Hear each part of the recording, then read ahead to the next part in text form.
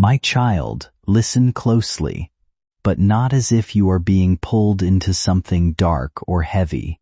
Think of this instead as a story about choice, conscience, and the strange ways ordinary moments can turn into turning points in a life. Picture a quiet street in a city that could be anywhere in the world. Early morning light spills gently across the pavement, touching parked cars and closed shutters, making everything look softer than it really is.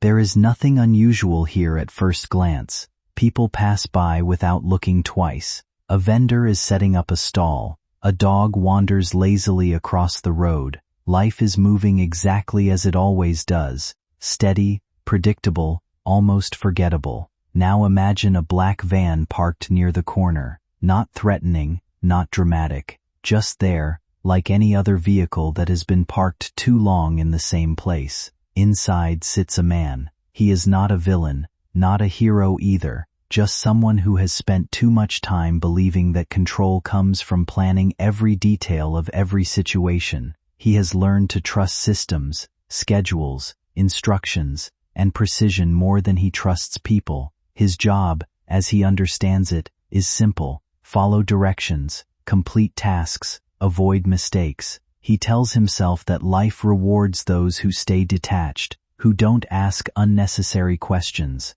The man checks his watch. He adjusts his grip on a small folder resting on his lap. Inside it are documents. Nothing dramatic, nothing mysterious, just papers tied to what he believes is a routine assignment. He has done similar tasks before: deliveries, information transfers, scheduled meetings on behalf of people he never meets directly. It is the kind of work that sits in the gray space between formal and informal, where everything depends on silence and efficiency. He has convinced himself that as long as no harm is visible, there is no need to dig deeper. Outside the van, a figure begins to approach the street. Just another person in the rhythm of the morning. There is no reason to assume significance, no reason to assign importance. The man in the van glances up briefly, then back down again. He is not anxious. If anything, he is bored. He has trained himself to treat moments like these as mechanical steps in a sequence. Wait, observe, act, leave. It is almost automatic now, like muscle memory. But life has a way of interrupting even the most rehearsed patterns, not with explosions or dramatic events, but with small, almost invisible disruptions. In this case, it is a vibration, a phone buzzing quietly in his pocket. At first, he ignores it.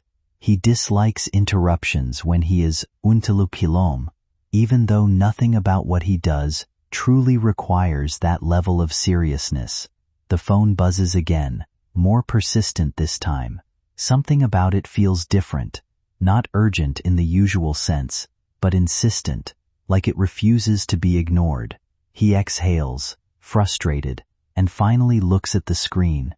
There is no dramatic sound, no visible transformation in the world outside. But inside the van, something shifts. The message is brief. It is not emotional, not written with urgency or panic.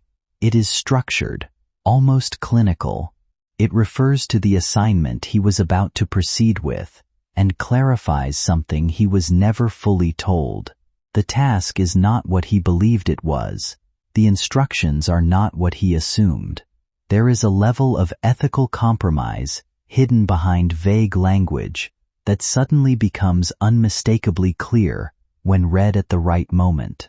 For a few seconds, he doesn't move, not because he is scared in the traditional sense, but because understanding arrives all at once, without permission. It is like standing on solid ground and suddenly realizing it has always been thin ice. The world outside the van continues normally. The person walking down the street is still just a person walking. Nothing has changed there, but everything has changed inside him. He reads the message again, slower this time. The language is carefully constructed, but the meaning is unmistakable now. What he thought was a harmless coordination task is connected to something he does not want to be part of, something involving misuse of personal data, manipulation of information, and actions that depend on people not asking questions. There is no physical danger in the message, no threat of violence, nothing dramatic in that sense. And yet, it feels heavier than anything he has encountered before, because sometimes what shakes a person is not fear of punishment, but the realization of participation. His hand tightens around the phone. The calm he prided himself on begins to dissolve, not into panic, but into something more complicated: discomfort, recognition, doubt.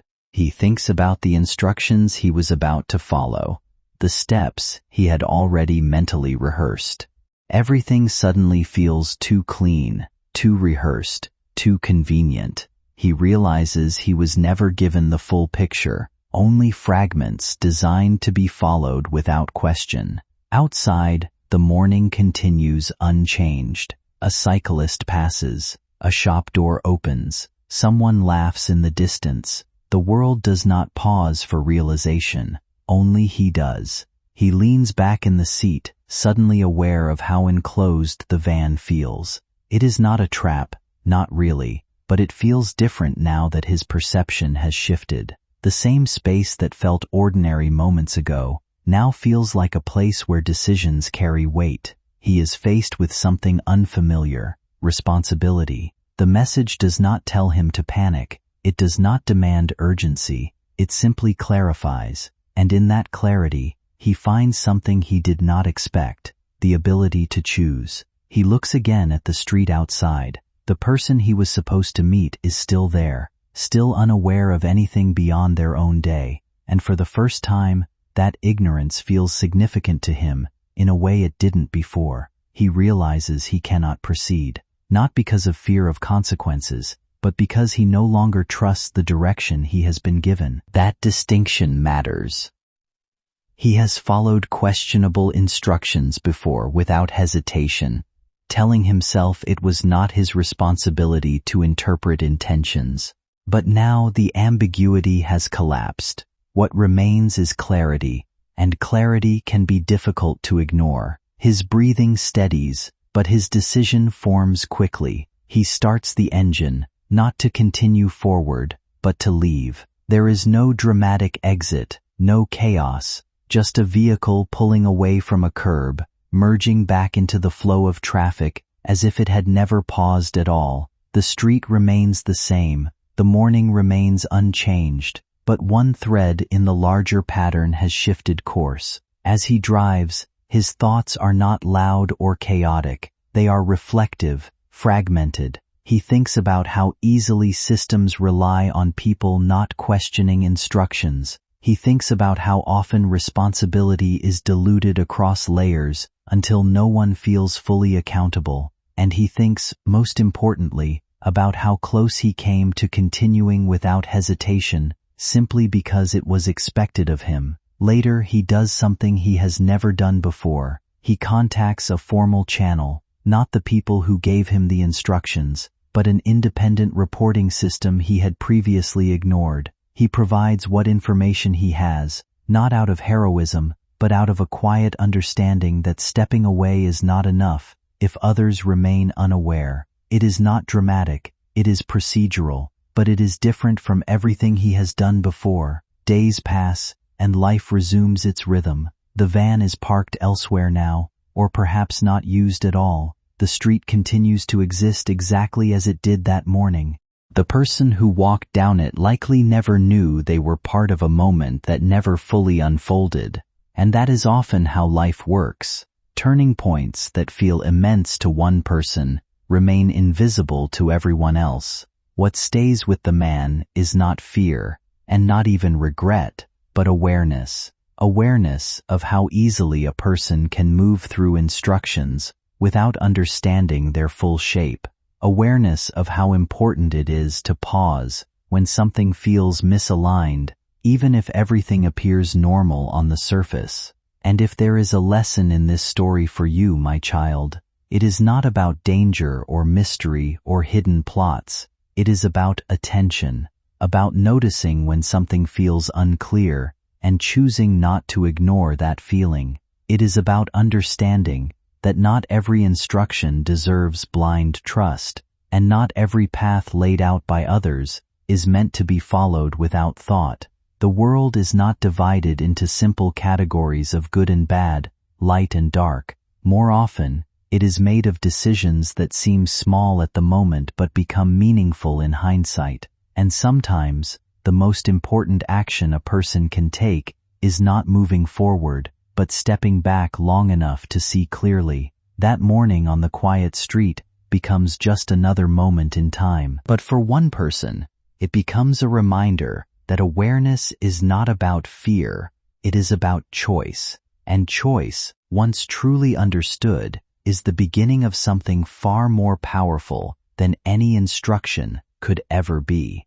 Top of form, bottom of form. Someone who laughs with you, who shares your streets, your spaces. Someone whose light shines so bright, it caught the eye of envy. This wasn't random. The one who planned this knew them, watched them, hated them for what they had. Peace, joy, a life untouched by the shadows that consumed the planner's heart. The man in the van wasn't a stranger to sin. He'd walked dark paths before, done things most would never admit. But this was different. Even he could feel the weight of it, the wrongness. His hands shook as he read the message again, hoping he'd misunderstood. But the words were clear. They burned into his mind, each one heavier than the last. He saw the truth. This wasn't just a job. This was a step into something ancient, something forbidden. And in that moment, something inside him screamed to stop. Not his conscience. He'd buried that long ago.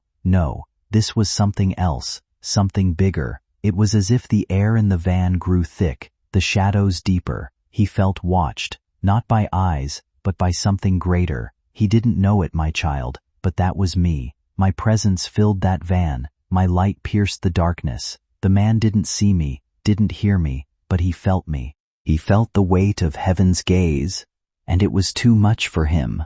He couldn't move forward, couldn't follow through. The message had shaken him, but it was my hand that stopped him. I stood between the target and the evil that hunted them. I broke the plan before it could begin. The van sped away, tires screeching, because the man knew, deep in his bones, that this wasn't just a failed job. It was a warning, a line he couldn't cross. But who was the target? Why them? And who was the one pulling the strings, the one who dared to dream up such a wicked plan? The target, my child, was someone close to you. Not just a name, but a face you know, a voice you've heard. They're part of your world, someone whose life touches yours in ways you might not even realize. Maybe they're the neighbor who always waves, the friend who shares your coffee breaks, the family whose kids play in the same park as yours. Their light, their goodness, drew the attention of someone else, someone who couldn't stand to see them thrive. The one behind it wasn't a stranger. It was someone who'd crossed paths with the target before, someone who'd smiled at them while hiding a storm inside. Jealousy had taken root in their heart, growing into something ugly, something that invited darkness in. They saw the target's happiness, their blessings, and it burned them. Why them? Why not me? That question festered, turned to hate, and that hate became a plan. They didn't just want to hurt the target. They wanted to take something from them, something that could never be replaced. And they were willing to do anything to make it happen, even if it meant stepping into the shadows of evil itself. But I saw it all, my child. I saw the plan before it was even whispered. I knew the target's name before the van ever parked on that street, and I was already moving, already working to protect what's mine. No plan of darkness can stand against me. No scheme of evil can touch those I cover. The target is safe today, not because the man in the van changed his mind, but because I changed his heart. I filled that moment with my presence, and even a man lost in sin couldn't ignore it. He ran, not from the police, not from fear of getting caught, but from me. from the truth that some lines can't be crossed, some plans can't be completed. Let's go deeper, my child, because this story isn't just about a van or a failed plan. It's about the battles you don't see, the ones happening all around you. Every day, there are forces moving, some to lift you, some to pull you down. The target didn't know they were in danger, but they were never alone. I was there, watching, guarding, turning evil's plans to dust. And you, my child, are never alone either. You might not see the threats, the shadows that try to creep into your life, but I do. I see every step before it's taken, every plan before it's formed, and I'm always one step ahead. Think about the target for a moment. Picture them, a person who carries light, who walks through life with a smile that makes others feel warm. Maybe it's someone who's helped you, who's shared a kind word when you needed it most. Their life isn't perfect, but it's blessed. They have something others want, not money or things, but peace. That peace drew the attention of someone else, someone whose heart had grown cold. The planner, the one behind the van, wasn't born evil. They were someone who once laughed, who once dreamed, but somewhere along the way, they let bitterness take over. A small seed of envy grew into a forest of hate, and that hate led them to a place where darkness could whisper its plans. That's how it starts, my child. Not with a grand evil scheme, but with a single thought, a single moment of weakness. A thought like, why do they have what I don't? That thought, left unchecked, becomes a chain. It binds the heart, clouds the mind, and opens the door to things that should never be invited in. The planner didn't wake up one day and decide to do something so dark. It was a slow fall, a step-by-step descent into a place where light couldn't reach. They saw the target's joy and couldn't stand it. They saw their blessings and felt cheated. And instead of turning to me, instead of asking for their own path, they listened to a voice that promised them power, promised them control. But here's the truth, my child. No one can steal what I've given. No one can take the light I've placed in you or in those I love. The planner thought they could control the target, could break them, could take what wasn't theirs, but they forgot one thing, me. I'm the one who sets the boundaries, who draws the lines, who says, this far and no further. The man in the van was their tool, but even he couldn't cross the line I'd drawn. When he read that message, when he saw what was really being asked of him, he felt it, the weight of something bigger than himself, something he couldn't fight. That was my hand, my power, my promise to protect what's mine. Now, let's talk about you, my child, because this story isn't just about the target or the van or the planner. It's about the battles in your own life, the ones you face every day. You might not have a van parked on your street, but there are moments when darkness tries to creep in. Maybe it's a thought that tells you you're not enough. Maybe it's a fear that keeps you up at night. Maybe it's someone else's envy, their words, their actions, trying to dim your light. But hear me clearly, you are covered, you are mine, and no plan, no scheme, no shadow can touch what I've claimed. The target didn't know what was coming, but they didn't need to. I knew, I was there, and I'm here for you too. Every step you take, every challenge you face, I'm walking with you. The planner thought they could control the outcome, but they were wrong. I turned their plan to chaos, their confidence to fear. And I'll do the same for you. Whatever's trying to hold you back, whatever's trying to steal your peace, it's no match for me. I'm bigger than your fears, stronger than your enemies, greater than your struggles. Let's go back to that street for a moment. Imagine the target, walking along, maybe humming a song, maybe thinking about their day. They had no idea what was waiting in that van, no idea how close they came to danger. But they didn't need to know, because I was already moving. My angels were already in place, my hand already on the situation.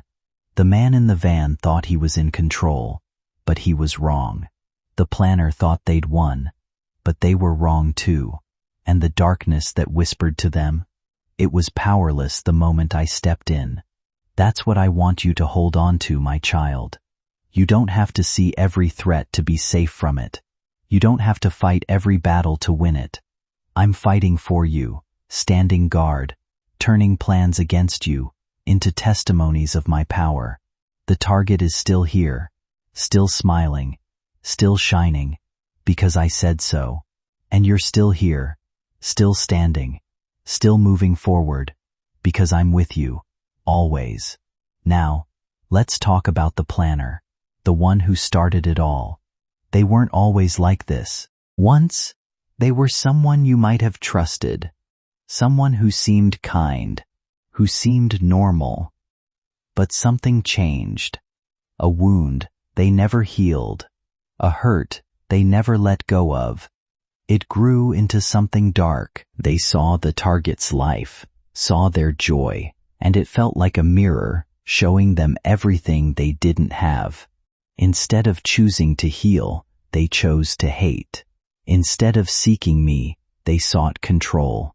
There are moments in life when fear begins to speak louder than reason, when uncertainty creates stories in the mind that feel real even without proof.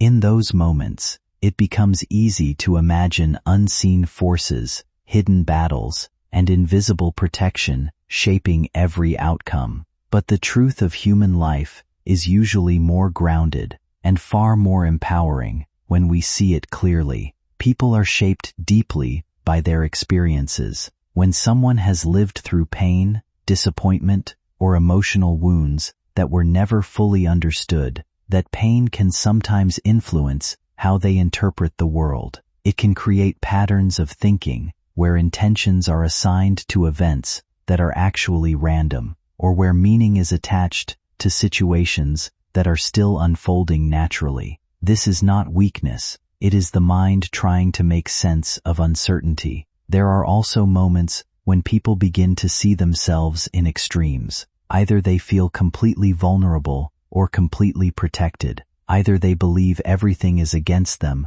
or everything is guiding them. But real life usually exists in a quieter space between those extremes, where growth happens not through invisible battles, but through the choices we make, the awareness we develop, and the support we allow ourselves to receive from real people around us. When someone experiences a close call or a moment of fear followed by safety, the emotional relief can be powerful. The mind naturally tries to explain that relief in meaningful terms. It may feel as though something intervened, something protected, something larger stepped in. But often, what actually happened is that probability, timing, and circumstance aligned in a way that resulted in safety. The emotional meaning we attach to that moment is real to us, even if the cause is more grounded.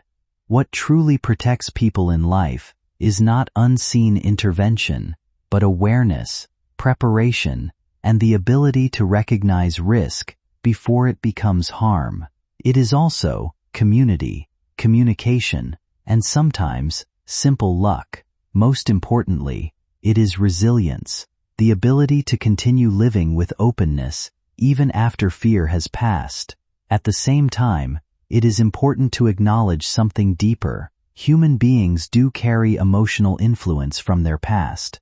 If someone has experienced loss, neglect, or emotional struggle, those experiences can shape how they respond to stress or uncertainty later in life. Some people become more sensitive, more alert to danger, or more emotionally responsive to others. These traits are not supernatural, they are psychological and deeply human. That sensitivity can be a strength when understood properly. It can create empathy, intuition, and awareness of others' emotions. But without balance, it can also lead to exhaustion or overinterpretation of situations. That is why grounding becomes important, returning to what is real, present, and verifiable, rather than what fear or imagination might suggest. There is also a tendency, especially in moments of emotional intensity, to believe that life is being directed in a highly specific, personal way by external forces. While this belief can bring comfort, it can also remove a sense of agency, and human agency, the ability to make choices, set boundaries, and change direction, is one of the most important parts of emotional healing and personal growth. Life becomes healthier when we recognize that protection does not come from unseen battles being fought on our behalf, but from the actions we take to care for ourselves, choosing safer environments, surrounding ourselves with supportive people, learning from past mistakes,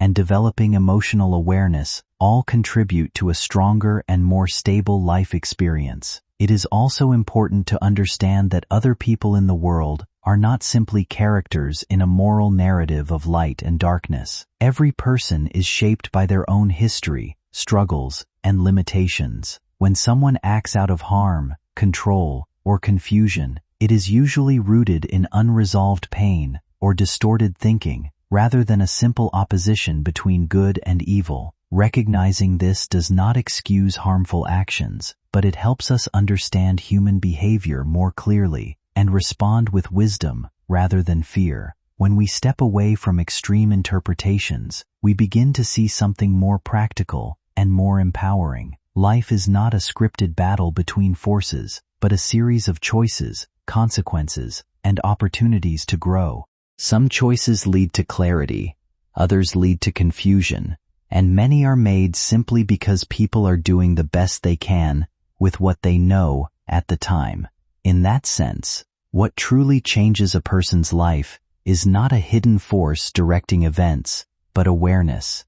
Awareness of patterns, awareness of emotions, awareness of boundaries, awareness of what supports growth and what drains it. With awareness comes the ability to shift direction, even gradually, even imperfectly. There is also something important about how people interpret survival or relief after fear. When someone goes through a stressful situation and comes out safe, the emotional impact can be profound. It can lead to gratitude, reflection, and a renewed appreciation for life. That shift is meaningful, but it does not require assigning supernatural causation to be valid. It is the human nervous system responding to relief and recalibrating toward safety. This recalibration can be powerful. It can make people more present, more appreciative, more connected to their relationships. It can encourage kindness, patience, and reflection. These changes are real, and they come from within the human mind and heart, not from external intervention. As for fear itself, it often grows strongest in uncertainty.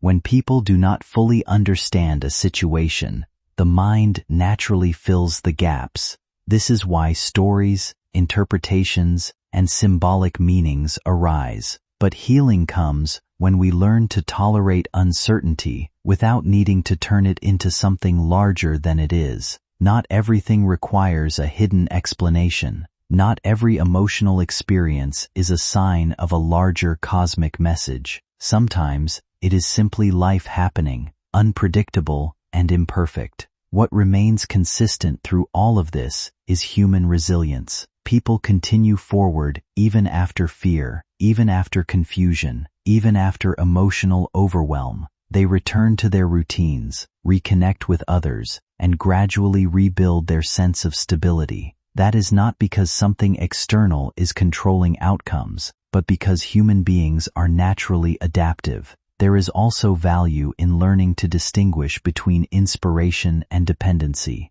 Inspiration can motivate growth, reflection, and positive change. But dependency on external narratives, especially ones that remove personal responsibility or agency, can limit emotional development. True strength grows when a person begins to trust their own ability to make decisions, learn from experience, and recover from difficulty. Life becomes more stable when we accept that we are active participants in it, not passive subjects of unseen scripts. We influence our direction through choices, habits, relationships, and mindset. And while we cannot control everything, we can always influence how we respond. Even fear loses some of its power when it is understood clearly. What once felt like a looming unknown becomes a manageable part of experience, and what once felt like a sign of hidden forces becomes a signal to slow down, reflect, or seek clarity. In the end, the most grounding truth is simple. Safety, growth, and meaning come from awareness, connection, and choice. Not from unseen battles, but from lived reality. Not from external control, but from internal understanding. And when a person begins to see life this way, something shifts. Fear becomes less dominant. Clarity becomes more available.